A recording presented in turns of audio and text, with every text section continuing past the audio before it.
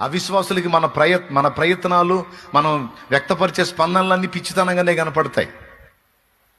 పరిస్థితి మొత్తం విషమించుకుపోయినా కూడా ఏం కాదు, నా దేవుడు సాయం చేస్తాడు, ఇంకేం సాయం చేస్తాడు, అంతా మునిగినా సరే దీనికి రెండింతలుగా మళ్ళా కార్యం చేసి నన్ను నిలబెట్టగలుగుతాడు నా దేవుడు అని నువ్వు పలుకుతుంటే వినేవాళ్ళకి, అవిశ్వాసులకు ఒళ్ళు మండిపోతూ ఉంటుంది.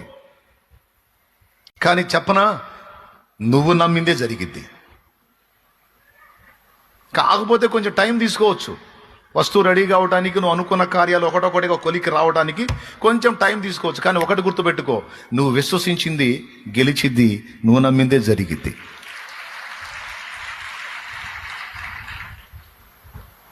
నిన్ను ఎగతాళి చేసిన అన్యులది జరగదు. నీ ఆలోచన నెరవేర్చుటకు నా దేవుడు సమర్థుడు.